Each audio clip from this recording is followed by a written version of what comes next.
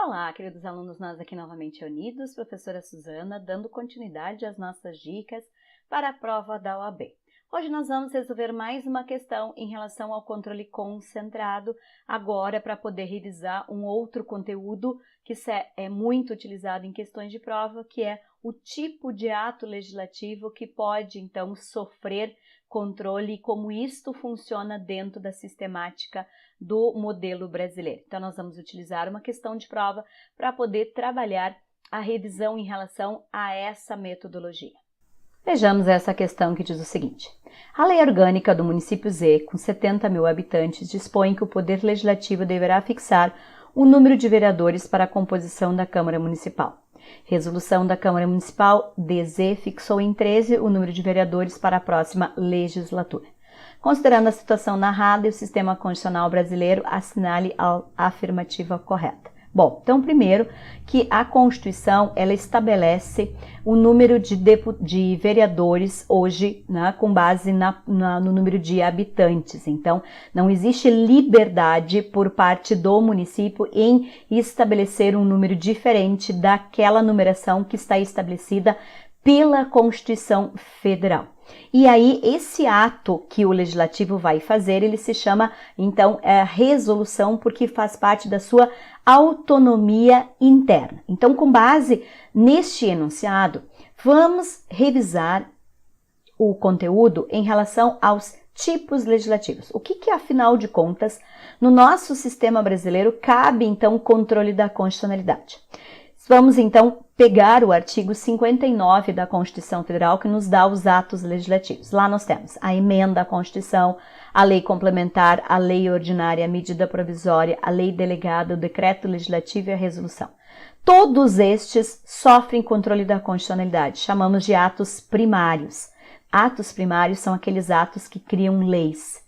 Então, todos estes são atos primários, eles criam leis, portanto, eles sofrem controle da constitucionalidade. O que nós temos que ter cuidado é em relação à resolução nestes atos legislativos, porque não é qualquer resolução que sofre controle da constitucionalidade. Nós podemos ter resolução que sofre somente controle da legalidade.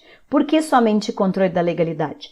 Porque nós podemos ter resolução que seja o poder regulamentar do Poder Executivo. E aí está regulamentando uma lei e não criando uma norma em cima da Constituição.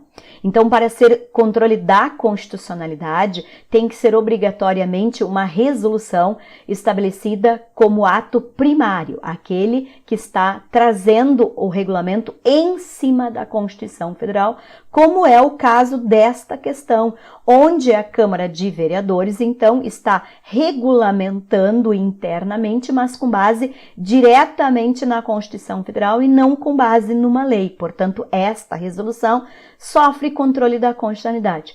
Como a maior parte das resoluções editadas pelo CNJ estão criando lei em cima da Constituição, como resoluções feitas pelo TSE, que regulamentam as questões eleitorais, são feitas em cima do texto da Constituição. Então, estas resoluções, elas são atos primários e, portanto, elas sofrem controle da constitucionalidade.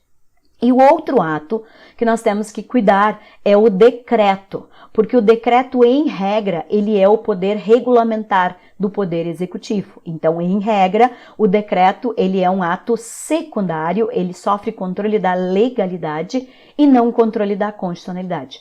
Mas nós temos o decreto do artigo 84, inciso 6º, a linha A e B da Constituição Federal, que estabelece a possibilidade, então, do presidente da República criar leis através de decreto, que é, então, a extinção de cargos ou funções vagas, a reorganização da administração pública, quando não influenciar na questão do orçamento dos custos. Então, eu tenho decretos que são emitidos pelo presidente da República que estão criando diretamente em cima da Constituição. E este decreto, então, vai sofrer controle da constitucionalidade, porque ele é um ato primário, ele não é um ato secundário que está regulamentando a lei. Então, algo muito utilizado em questões de prova é exatamente esta resolução ou é este decreto. Quando que ele é passível de controle da constitucionalidade e quando que ele é passível de controle da legalidade. E outro detalhe aqui é a questão do tipo de ação. Vejam, nessa questão eles não estão exigindo o conhecimento do tipo de ação, mas pegando essa questão e trazendo para o tipo de ações do controle concentrado. Se eu tenho uma resolução municipal que está violando o texto da Constituição, qual é a ação cabível? A DPF, a arguição de descumprimento de preceito fundamental, porque não cabe nenhuma das outras ações, portanto, residual caberá a DPF. Então, agora sim, com base nessas informações que podem ser objeto de outras questões de prova, vamos então responder esta questão.